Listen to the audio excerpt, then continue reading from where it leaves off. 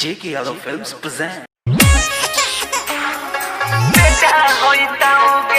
J.K. Yadav Films.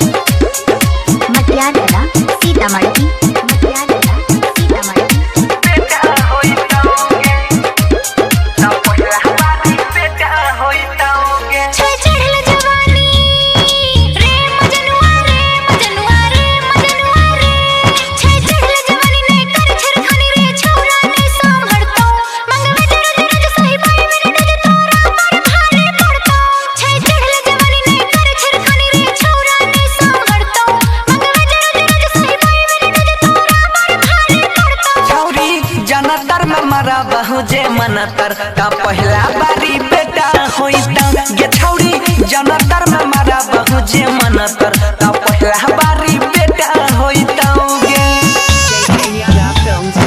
बेटा होइता गे बेटा होइता गे DJ विकास का पहला बारी बेटा होइता गे मटियाला सीतामढ़ी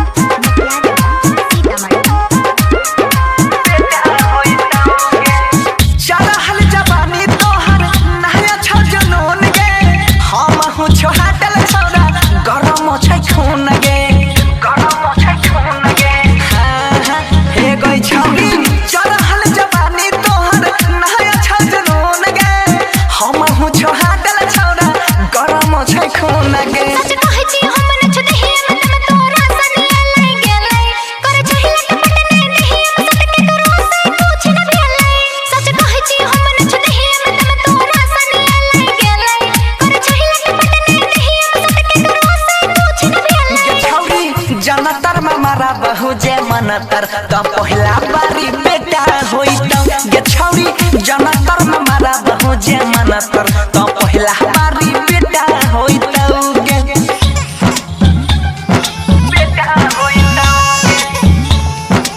J.K. Yadav Films. बेटा होइता गे DJ विकास तो पहला बारी बेटा होइता गे मटियाला सीतामढ़ी